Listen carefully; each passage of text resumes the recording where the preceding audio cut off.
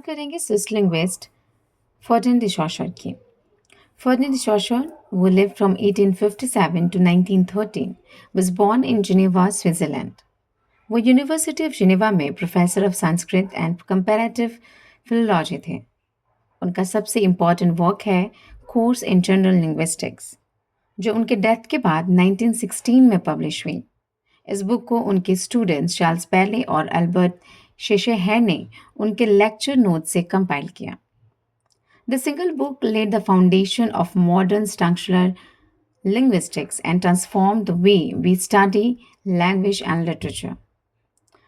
सशॉर ने लैंग्वेज को एक सिस्टम ऑफ साइंस के रूप में समझाया और उनके कुछ मेन आइडियाज जैसे signifier and signified, langue and parole, synchronic and diachronic study आज भी लिटरेरी थियोरी का बेस हैं। उनके आइडियाज़ ने लेटर थिंकर्स जैसे Roland Barthes, Claude Levi Strauss, Jacques Derrida और मिशेल फूको को इंस्पायर किया। पहला कॉन्सेप्ट जो उन्होंने दिया वो था language as a system of signs. Saussure के अकॉर्डिंग लैंग्वेज एक सिस्टम ऑफ साइंस है।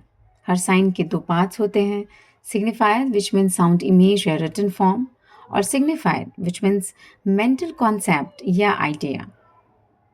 वर्ड रोज एक सिग्निफायर है और उससे जुड़े कॉन्सेप्ट जैसे कि लव, ब्यूटी सिग्निफाइड है। दोनों मिलकर बनाते हैं एक linguistic sign.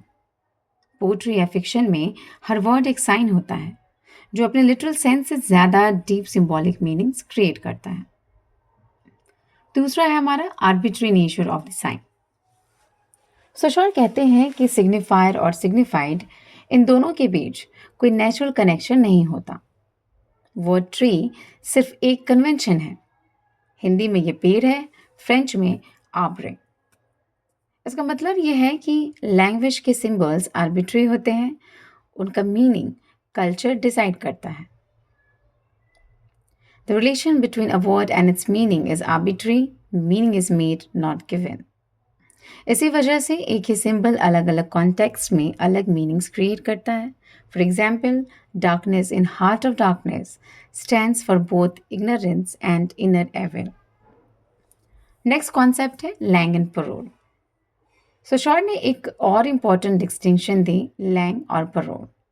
Lang means the collective system of language, जिसमें ग्रामर, सिंटेक्स, वोकैबुलरी होता है। Parole means the individual use of that system. Example के लिए चेस के रूल्स लैंग हैं और प्लेयर का इंडिविजुअल मूव परोल। उसी तरह शेक्सपियर और ऑस्टिन दोनों ने सेम इंग्लिश लैंग्वेज यूज़ की, मीन्स सेम लैंग यानी कि इंग्लिश यूज़ की, पर उनका अपना स्टाइल, एक्सप्रेशन उन्हें यूनिक बनाता है, विच इज़ परोल। नेक्स्ट है हमारा सिंक्रोनिक एंड डायक्रॉनिक स्टडी। सशॉर ने लैंग्वेज को स्टडी करने के दो तरीके बताए, सिंक्रोनिक और डायक्रॉनिक। सिंक्रोनिक स्टडी एक पर्टिकुलर मोमेंट पर लैंग्वेज को देखता है, जबकि डायक्रॉनिक स्टडी उनके हिस्टोरिकल चेंज को ट्रेस करती है। In literary theory, structural critics language और टेक्स्ट को सिंक्रोनिक सिस्टम्स की तरह तरह स्टडी करते हैं, मतलब टेक्स्ट के इंटरनल रिलेशंस पे फोकस करते हैं, ना कि हिस्टोरिकल इवोल्यूशन पे। नेक्स्ट है हमारा डिफरेंस एंड वैल्यू। सशॉर का सबसे पावरफुल आइडिया है meaning exist only through difference. एक वर्ड का मतलब तभी बनता है जब वो दूसरे वर्ड से अलग हो। फॉर एग्जाम्पल, नाइट का मतलब डे के कॉन्ट्रास्ट से समझ आता है। I quote Saussure, in language there are only differences without positive terms, unquote. यही आइडिया लेटर डेरिडा ने एक्सपेंड करके डिकंस्ट्रक्शन बनाया, जहां मीनिंग हमेशा रिलेशनल और अनस्टेबल होता है। नेक्स्ट है स्ट्रक्चरलिज्म, जिसे हम सशॉर की लेगेसी भी कह सकते हैं।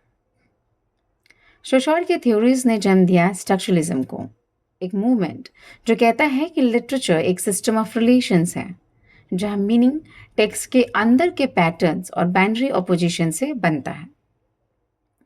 नॉवेल्स और प्ले में हम ऑपोजिशंस देखते हैं, जैसे good evil, male female, life death. यही स्ट्रक्चर्स मीनिंग क्रिएट करते हैं, ना कि ऑथर का इंटेंशन। एंड लास्ट है हमारा semiotics which is study of signs. Saussure ने एक नया फील्ड डेवलप किया, सेमियोटिक्स, जो हर साइंस सिस्टम को स्टडी करता है, चाहे वो लैंग्वेज हो, कल्चर हो, फैशन, सिनेमा, सब कुछ।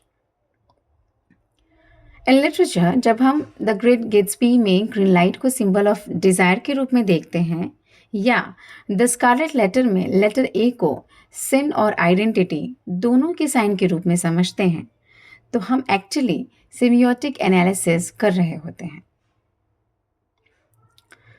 तो फर्डिनेंड डी शोशोर ने अपने लैंग्वेज को एक लिविंग सिस्टम के रूप में समझाया, जिसमें मीनिंग एक रिलेशन है, फिक्स रियलिटी नहीं। उनके आइडियाज़ ने स्ट्रक्चरलिज्म, पोस्ट स्ट्रक्चरलिज्म और सिमियोटिक जैसे मूवमेंट्स को legacy the. So next time when you read any text, remember you are not just reading words. You are reading a network of signs and meanings that trace back to Shoshoro's theory.